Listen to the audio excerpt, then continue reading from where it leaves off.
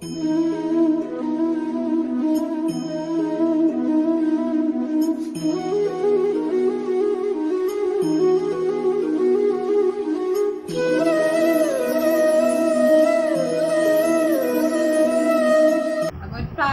ശേഷം നമുക്ക് ഇന്നത്തെ പഠനം ആരംഭിക്കാം.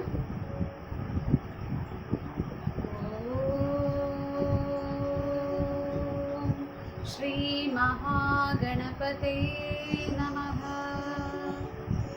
ശുക്ലാംബരധരം വിഷ്ണും ശശിവർണം ചതുർഭുജം പ്രസന്നവദനം ധ്യായേത് സർവവിഘ്നോപശാന്തയേ. ഹരി ഓം. നമ്മൾ സംസ്കൃത പഠനം ആരംഭിച്ചതിന് ശേഷം ഇത് മൂന്നാമത്തെ ക്ലാസ് ആണ്. അപ്പോൾ നമ്മൾ കഴിഞ്ഞ രണ്ട് ക്ലാസ്സുകളിലായിട്ട് സംസ്കൃത അക്ഷരങ്ങൾ പഠിച്ചു. തുടർന്ന് നമ്മൾ സംസ്കൃതത്തിലെ സംയുക്ത വ്യഞ്ജനാക്ഷരങ്ങൾ അഥവാ കൂട്ടക്ഷരങ്ങൾ എങ്ങനെയാണ് ഉണ്ടാക്കുന്നതെന്ന് പഠിച്ചു. അപ്പോൾ അതിൻ്റെ തുടർന്നുള്ള അടുത്ത സംയുക്ത വ്യഞ്ജനാക്ഷരങ്ങളിൽ തുടർന്നുള്ള പഠിക്കാനുള്ളതാണ് ഇന്നത്തെ ക്ലാസ്സിൽ ഞാൻ പഠിപ്പിക്കുന്നത്. ഇന്നത്തെ ക്ലാസ്സോടുകൂടി നമ്മൾ ഈ സംസ്കൃത വർണ്ണമാലയുടെ പഠനം പൂർത്തിയാവും. അപ്പോൾ ഇന്നത്തെ പഠനം നമുക്ക് ആരംഭിക്കാം. അപ്പോൾ നമ്മൾ ആദ്യത്തെ ക്ലാസ്സിൽ സംസ്കൃത അക്ഷരങ്ങൾ പഠിച്ചു. രണ്ടാമത്തെ ക്ലാസ്സിൽ സംയുക്ത വ്യഞ്ജനാക്ഷരങ്ങൾ അഥവാ കൂട്ടക്ഷരങ്ങൾ ഉണ്ടാക്കുന്നത് പഠിച്ചു. അപ്പോൾ അതിൻ്റെ തുടർച്ചയായിട്ട് അതിൻ്റെ തുടർന്നുള്ള ക്ലാസ്സാണ് ഇന്നത്തെ സംയുക്ത വ്യഞ്ജനാക്ഷരങ്ങളിൽ വരുന്നത്. ആ കഴിഞ്ഞ ക്ലാസ്സിൽ പഠിപ്പിച്ചതിൽ ഉള്ള അതേ ഒരു സ്ക്രീൻ ഞാൻ ഇവിടെ റിപ്പീറ്റ് ചെയ്ത് കാണിക്കുകയാണ്. അതായത് നമ്മൾ സംയുക്ത വ്യഞ്ജനാക്ഷരങ്ങൾ ഉണ്ടാവുന്നത് രണ്ടോ അതിലധികമോ വ്യഞ്ജനാക്ഷരങ്ങൾ ചേർന്നാൽ സംയുക്ത വ്യഞ്ജനാക്ഷരങ്ങൾ ഉണ്ടാക്കാം എന്നുള്ളത് നമ്മൾ പഠിച്ചു. അപ്പോൾ 2 വ്യഞ്ജനാക്ഷരങ്ങളുള്ളത് പഠിച്ചു. ഇതിപ്പം കാണിച്ചിരിക്കുന്ന 3 വ്യഞ്ജനാക്ഷരങ്ങൾ ചേർന്ന് വരുന്ന സംയുക്ത വ്യഞ്ജനാക്ഷരങ്ങളാണ്. അപ്പൊ ഞാൻ കഴിഞ്ഞ ക്ലാസ്സിൽ കാണിച്ചപ്പോൾ ഇതിലെ 4ാമത്തെ ഉദാഹരണം പറഞ്ഞപ്പോൾ, അതായത് രാ വന്നിട്ടുണ്ട് ഈ അക്ഷരത്തില്, കൂട്ടക്ഷരത്തിനകത്ത്. അപ്പൊ ഈ രാ ചേർന്ന് വരുമ്പോൾ ഇത് എഴുതിയിരിക്കുന്ന രീതി ഞാൻ കഴിഞ്ഞ ക്ലാസ്സിൽ പറഞ്ഞിരുന്നു. നിങ്ങൾക്ക് എന്താണെന്നുള്ളൊരു കൺഫ്യൂഷൻ വരും. അപ്പൊ ഞാൻ എൻ്റെ തുടർന്ന ക്ലാസ്സിൽ പഠിപ്പിച്ചു തരാം എന്നുള്ളത് പറഞ്ഞിട്ടുണ്ടായിരുന്നു. അപ്പൊ അതുകൊണ്ടാണ് ഇതിൽ നിന്ന് ഞാൻ ഇന്ന് തുടങ്ങുന്നത്. അപ്പൊ ഇതില് 4ാമത്തെ ഉദാഹരണം നമ്മൾ എടുക്കുമ്പം സ പ്ലസ് ത പ്ലസ് രാ, സ്ത്ര എന്ന് നമുക്ക് വ്യഞ്ജനാക്ഷരം ചേർന്ന് കൂട്ടക്ഷരം കിട്ടിയിരിക്കുന്നത് സ്ത്ര എന്ന അക്ഷരമാണ്. അപ്പൊ ഇവിടെ നമ്മൾ ഈ സ്ത്ര എന്ന അക്ഷരം നമ്മൾ എഴുതിയപ്പം ഇങ്ങനെ ഒരു പ്രത്യേക രീതിയിലാണ് നമ്മൾ എഴുതിയിരിക്കുന്നത്. ഇത് രാ വരുന്നത് കൊണ്ടാണ്, രാ ചേർന്ന് വരുന്ന വ്യഞ്ജനാക്ഷരം സംയുക്ത വ്യഞ്ജനാക്ഷരം ആയതുകൊണ്ടാണ് നമ്മൾ ഈ രീതിയിൽ എഴുതിയത്. അപ്പൊ ഇതെന്താണ് ഈ രാ ചേർന്ന് വരുമ്പോൾ ഉള്ള അതിന് ചില നിയമങ്ങളുണ്ട് എഴുതുന്നതിന്. അപ്പൊ അത് എന്താണെന്നുള്ളതാണ് ഞാൻ ഇനി അടുത്ത സ്ക്രീനിൽ നിങ്ങൾക്ക് കാണിച്ചിട്ട് പഠിപ്പിക്കാൻ പോകുന്നത്. അപ്പൊ ഇപ്പൊ നിങ്ങൾ ഈ സ്ക്രീനിൽ കാണുന്നത് രാ കൂട്ടക്ഷരത്തിൽ വരുമ്പോൾ എങ്ങനെയാണ് നമുക്ക് സംയുക്ത വ്യഞ്ജനാക്ഷരങ്ങളിൽ കിട്ടുന്നത്. അതില് സംയുക്ത വ്യഞ്ജനാക്ഷരങ്ങളായിട്ട് വരുമ്പോൾ ആ വാക്കില് എങ്ങനെയാണ് ആ രായുടെ ചിഹ്നം വരുന്നത് എന്നുള്ളതാണ് കാണിക്കുന്നത് ഉദാഹരണം. അപ്പൊ അതില് 2 രീതിയിൽ രാ വരാം. രാ ആദ്യം വരാം, അല്ലെങ്കിൽ രാ രണ്ടാമതായും വരാം. അപ്പൊ ആദ്യം ഇവിടെ കാണിച്ചിരിക്കുന്നത് രാ ആദ്യം വരുമ്പോൾ. അപ്പൊ രാ ആദ്യം വരുമ്പോൾ എന്താണ് അതിന്റെ രീതി എന്ന് വെച്ചാൽ 2ാമത്തെ അക്ഷരത്തിന് മുകളിലായിട്ട് ഇങ്ങനെ വളഞ്ഞ് ഈ കാണിച്ചിരിക്കുന്ന ചിഹ്നം, ഈ വളഞ്ഞ ചിഹ്നം ഇടണം എന്നുള്ളതാണ് അതിന്റെ രീതി. അപ്പൊ ഇവിടെ ഉദാഹരണം നമുക്ക് നോക്കാം. ആ പ്ലസ് ര പ്ലസ് ക. ഇപ്പൊ നമുക്ക് കിട്ടിയിരിക്കുന്ന ഇപ്പൊ ഇവിടെ ആ പ്ലസ് ര പ്ലസ് ക എന്ന് പറയുമ്പോൾ രാ ആദ്യം വന്നിരിക്കുകയാണ്. രാ കഴിഞ്ഞിട്ട് ക വന്നിട്ടുണ്ട്. അപ്പം 2ാമത്തെ അക്ഷരത്തിന് മുകളിൽ ഈ ചിഹ്നം ചേർക്കണം എന്ന് പറയുമ്പോൾ നമ്മള് കായുടെ മുകളിലാണ് ഈ ചിഹ്നം ചേർക്കേണ്ടത്. അപ്പം ആ പ്ലസ് ര പ്ലസ് ക, അർക്കഹ. അപ്പൊ കായുടെ മുകളില് നമ്മൾ ഈ വളഞ്ഞ ചിഹ്നം ചേർത്ത് കൊടുക്കുമ്പോൾ ഇത് വായിക്കേണ്ടത് അർക്കഹ, സൂര്യൻ എന്ന അർത്ഥം. അടുത്തത് അതേപോലെ ആ പ്ലസ് ര പ്ലസ് ഥ, അത് വായിക്കുന്നത് അർത്ഥഹ. ഇവിടെ ഥായാണ് 2ാമത്തെ അക്ഷരം. അപ്പൊ ധായുടെ മുകളിൽ നമ്മൾ ഈ വളഞ്ഞ ചിഹ്നം ഇട്ട് കൊടുക്കും. അർത്ഥ, ഇത് വായിക്കുന്നത് അർത്ഥ. അത് അർത്ഥം എന്നുള്ള അർത്ഥം സംസ്കൃതത്തിലും മലയാളത്തിലും ഒരേ വേർഡ് തന്നെയാണ് നമ്മൾ ഉപയോഗിക്കുന്നത്. അപ്പൊ ഇതാണ് രാ. രാ രണ്ടാമത്തെ അക്ഷരത്തിന് മുകളിൽ രാ ആദ്യമായിട്ട് വരുമ്പോ രണ്ടാമത്തെ അക്ഷരത്തിന് മുകളിൽ വളഞ്ഞ ചിഹ്നം ഇടണം. അതിൽ അടുത്ത ഇനി 2 ഉദാഹരണങ്ങളും കൂടെ കൊടുത്തിട്ടുണ്ട്, അത് നമുക്ക് നോക്കാം. അതായത് ദുർ പ്ലസ് ഗാ, ദുർഗ, ഇത് വായിക്കുന്നത് ദുർഗാദേവി. അപ്പൊ ഇതില് നമ്മള് ഗാ എന്നുള്ള അക്ഷരമാണ് രണ്ടാമത്തെ. ഗാ എന്നുള്ളതിന്റെ അതിന്റെ മേളില് നമ്മൾ ഈ വളഞ്ഞ ചിഹ്നം ഇട്ട് കൊടുക്കും. അപ്പൊ ദുർഗ. അടുത്തത് ദർ പ്ലസ് വി, ദർവി, ഇത് വായിക്കുന്നത് ദർവി എന്നാണ്. അവസാനം രണ്ടാമത്തെ അക്ഷരത്തിൽ ഈ ചിഹ്നം ഇട്ട് കൊടുക്കുമ്പോ ദർവി എന്നാണ് ഇത് വായിക്കുന്നത്, തവി എന്ന അർത്ഥം. അപ്പൊ ഇതാണ് രാ കൂട്ടക്ഷരത്തിൽ ആദ്യം വരുമ്പോഴുള്ള രീതി, എഴുതുന്ന രീതി. ഇനി അടുത്ത സ്ക്രീനിൽ നിങ്ങൾ കാണുന്നത് രാ രണ്ടാമതായിട്ട് വരുമ്പോൾ എന്ത് ചെയ്യണം എന്നുള്ളതാണ്. രാ രണ്ടാമതായി വരുമ്പോൾ ആദ്യത്തെ അക്ഷരത്തില് നമ്മൾ നോക്കുന്നത്, ആദ്യത്തെ അക്ഷരത്തിൽ ഋജുരേഖ ഉണ്ടോ എന്ന് നോക്കും. ഋജുരേഖ ഉണ്ടെങ്കിൽ, ഋജുരേഖ എന്താണെന്നുള്ളത് ഞാൻ അക്ഷരങ്ങൾ പഠിപ്പിച്ചു തന്നിട്ടുണ്ട്. അത് വീണ്ടും ഇവിടെ വരച്ച് കാണിച്ചിട്ടുണ്ട്.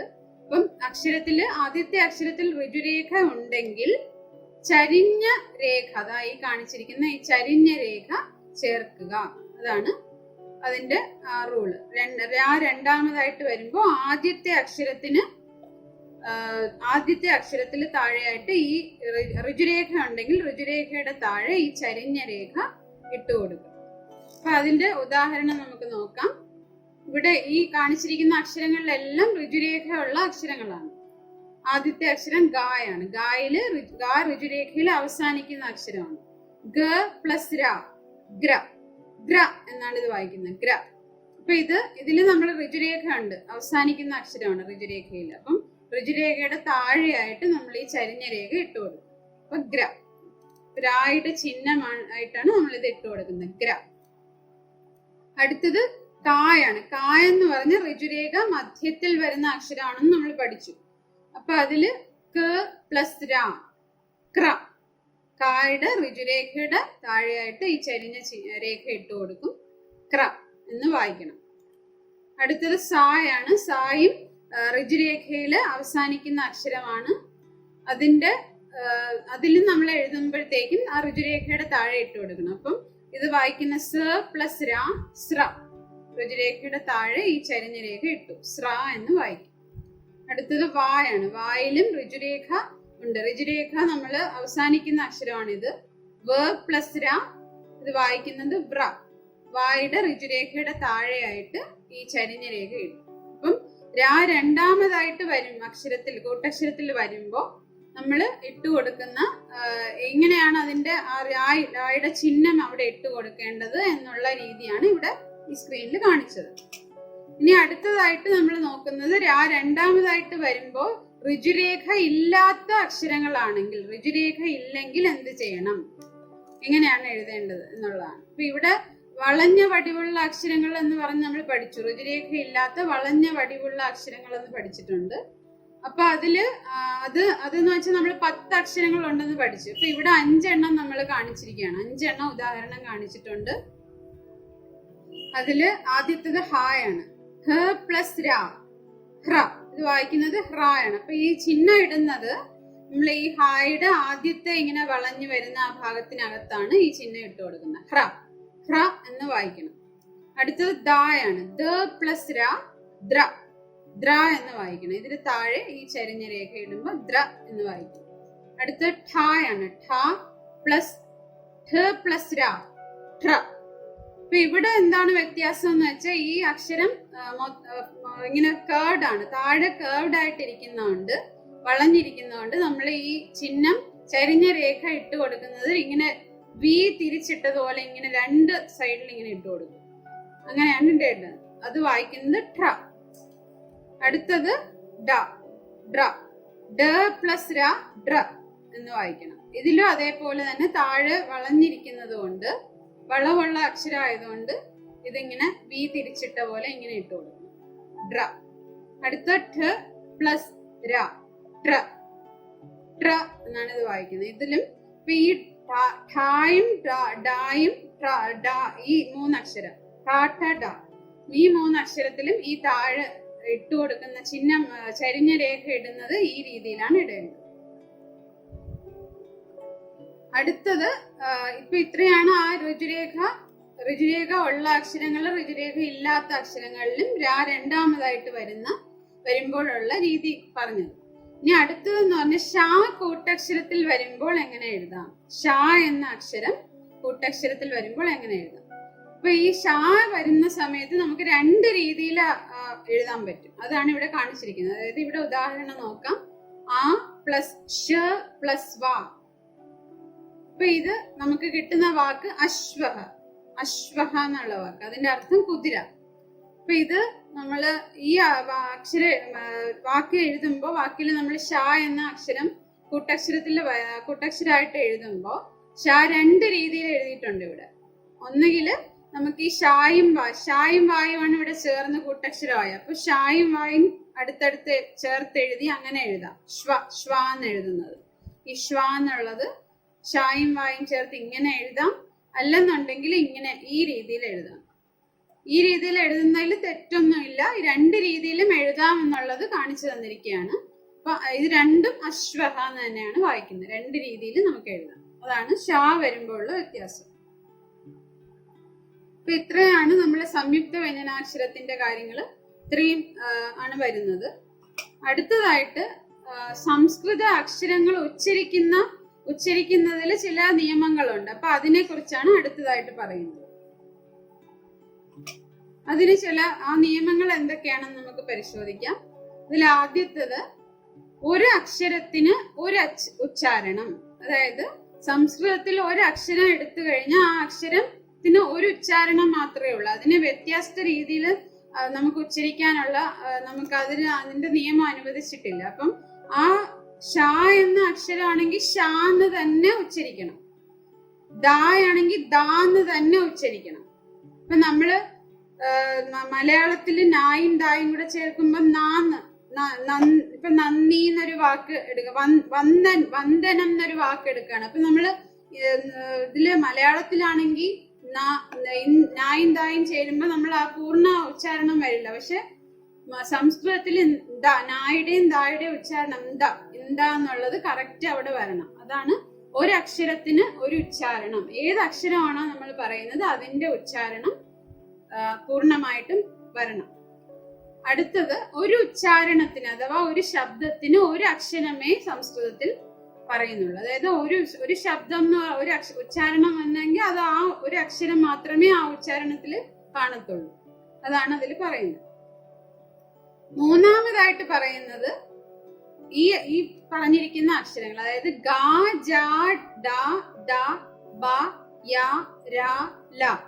ഈ അക്ഷരങ്ങൾ വരുമ്പോ മലയാളത്തിലാണെങ്കിൽ നമ്മൾ കാരച്ചായ ചേർത്താണ് കൂട്ടിയാണ് ഉച്ചരിക്കുന്നത്. പക്ഷെ സംസ്കൃതത്തില് അങ്ങനെ പാടില്ല. ഈ അക്ഷരങ്ങൾ നമ്മൾ ഉച്ചരിക്കുന്ന സമയത്ത് കാരച്ചായ കൂടാതെ തന്നെ ഉച്ചരിക്കണം. അതാണ് ഗ, ജ, ഡ, ദ, ബ, യ, ര, ല എന്നീ അക്ഷരങ്ങൾക്ക് കാരച്ചായ കൂടാതെ ഉച്ചരിക്കണം. ഇതാണ് മൂന്നാമത്. അടുത്ത നിയമം എന്ന് പറയുന്നത് സംസ്കൃതത്തില് ത എപ്പോഴും ത എന്ന് തന്നെ ഉച്ചരിക്കണം. ത എന്ന് പറയുമ്പോ നമ്മള് മലയാളത്തിൽ തേന് ല എന്ന് ഉച്ചരിക്കാറുണ്ട്. അപ്പം അത് ഞാൻ ഉദാഹരണം ഇതില് അടുത്ത സ്ക്രീനിൽ നിങ്ങൾക്ക് കാണാം.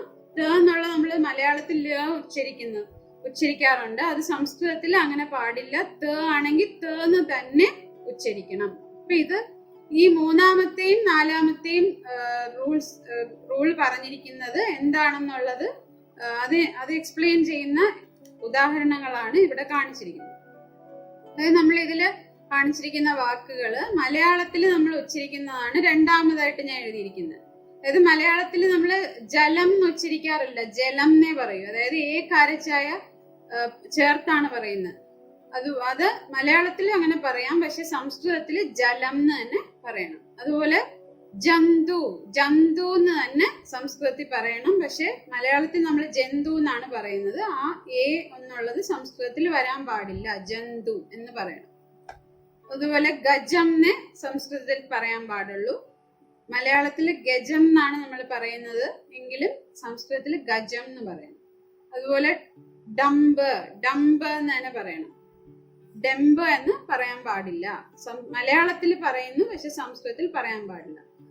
ലഘു, ലഘു, ലായുടെ ഉച്ചാരണം അവിടെ പൂർണ്ണമായിട്ട് ലായുടെ ആ അക്ഷരത്തിന്റെ ഉച്ചാരണം വരണം. ലഘു, ലഘു എന്നാണ് പറയേണ്ടത്. മലയാളത്തില് ലഘു എന്ന് പറയുന്നു, സംസ്കൃതത്തിൽ ലഘു എന്ന് തന്നെ പറയുന്നു. അതുപോലെ മലയാളത്തില് ദക്ഷൻ എന്ന് നമ്മൾ പറയുന്നു, സംസ്കൃതത്തില് ദക്ഷൻ എന്ന് തന്നെ പറയണം. ദായുടെ ഉച്ചാരണം തന്നെ അവിടെ വരണം, ദക്ഷൻ, എ വരാൻ പാടില്ല. അതുപോലെ ബലം, ബലം എന്ന് തന്നെ പറയണം, ബലം എന്ന് പറയാൻ പാടില്ല. മലയാളത്തില് ബലം എന്ന് പറയും, പക്ഷെ സംസ്കൃതത്തില് ബലം എന്ന് തന്നെ പറയണം. മലയാളത്തില് യക്ഷിക്ക് യക്ഷി, യക്ഷി എന്നാണ് പറയുന്നത്, നമ്മള് എ ചേർത്ത് പറയും. അപ്പം അത് സംസ്കൃതത്തിൽ വരുമ്പോ യക്ഷി, യക്ഷി, യാ തന്നെ, യായുടെ ശബ്ദം അവിടെ വരണം, യക്ഷി. അതുപോലെ രഹസ്യം എന്ന വേർഡ് നമ്മൾ മലയാളത്തിൽ പറയുമ്പോ രേ എന്നാണ് വരുന്നത്, രഹസ്യം എന്നാണ് നമ്മൾ പറയുന്നത്. അത് സംസ്കൃതത്തിൽ രഹസ്യം എന്നേ പറയാവൂ. രായുടെ ഉച്ചാരണം പൂർണ്ണമായിട്ട് അവിടെ വരണം, രഹസ്യം. ഇതാണ് നിയമങ്ങൾ. അടുത്ത സ്ക്രീനിൽ നിങ്ങൾ കാണുന്നത് അതിന്റെ ആ സംസ്കൃത വേർഡുകൾ ഉച്ചരിക്കുന്ന എങ്ങനെയാണെന്നുള്ളതാണ്. ഇപ്പൊ ജലം, ജലം എന്നുള്ളത് സംസ്കൃതത്തിൽ എഴുതുന്നത് എങ്ങനെയാണ്, ജലം. ഇപ്പൊ വായിക്കുന്നു അതേപോലെ തന്നെ വായിക്കണം. ഓരോ അക്ഷരത്തിന്റെയും ശബ്ദങ്ങൾ അവിടെ വരണം. ജലം, ഗജഹ, ഡംബഹ, ദക്ഷഹ, ബലം, ഈ വാക്കുകൾ. അടുത്ത അതുപോലെ ത എന്നുള്ളത് സംസ്കൃതത്തിൽ വരുമ്പോ നമ്മള് മലയാളത്തിൽ ല എന്ന് പറയുന്നു പറഞ്ഞു. അങ്ങനെയുള്ള 3 ഉദാഹരണങ്ങളാണ് ഇവിടെ കാണിച്ചിരിക്കുന്നത്. സംസ്കൃതത്തിൽ അങ്ങനെ വരാൻ പാടില്ല. ഇപ്പൊ ഉത്സവം എന്നാണ് നമ്മൾ മലയാളത്തിൽ പറയുന്നതെങ്കിൽ സംസ്കൃതത്തില് ഉത്സവഹ, ഉത്സവഹ അങ്ങനെ പറയണം. സായുടെ ഉച്ചാരണം അവിടെ വരണം, ഉത്സവഹ. വത്സൻ, നമ്മൾ മലയാളത്തില് വത്സൻ എന്നാണ് പറയുന്നതെങ്കിൽ സംസ്കൃതത്തില് വത്സഹ എന്ന് പറയണം, വത്സഹ എന്ന് പറയാൻ പാടില്ല. അതുപോലെ പ്രചോദയാൽ, നമ്മൾ മലയാളത്തില് പ്രചോദയാൽ എന്ന് പറയും.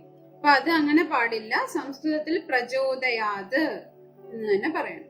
അപ്പൊ ഇതാണ് സംസ്കൃത ഉച്ചാരണത്തിനെ കുറിച്ച് ഉള്ള നിയമങ്ങളും അതിന്റെ ഉദാഹരണങ്ങളും. അപ്പൊ ഇന്നത്തെ നമ്മുടെ സംസ്കൃത പഠനം ഇവിടെ പൂർത്തിയാവുകയാണ്. അപ്പോൾ സംസ്കൃത അക്ഷരങ്ങളുടെ വർണ്ണമാലയുടെ പഠനം നമ്മൾ പൂർത്തിയാക്കുകയാണ്. ഇന്നത്തെ പഠനം നമുക്ക് ശാന്തിമന്ത്രം ചൊല്ലിക്കൊണ്ട് പൂർത്തിയാക്കാം. സർവേ ഭവന്തു സുഖിനഃ, സർവേ സന്തു നിരാമയ, സർവേ ഭദ്രാണി പശ്യന്തു, മാ കശ്ചിത് ദുഃഖഭാഗ് ഭവേത്. ഓം ശാന്തി ശാന്തി ശാന്തി. ഹരി ഓം. ഇന്നത്തെ വീഡിയോ നിങ്ങൾക്ക് ഇഷ്ടമായെങ്കിൽ ലൈക്ക് ചെയ്യാൻ മറക്കരുത്. തുടർന്നുള്ള എൻ്റെ വീഡിയോകൾ കാണാനായി ഈ ചാനൽ സബ്സ്ക്രൈബ് ചെയ്യുക. അതിനായി സബ്സ്ക്രൈബ് ബട്ടൺ ക്ലിക്ക് ചെയ്യുക. അതിൻ്റെ അടുത്തുള്ള ബെൽ ഐക്കൺ ക്ലിക്ക് ചെയ്യുക. നന്ദി, നമസ്കാരം.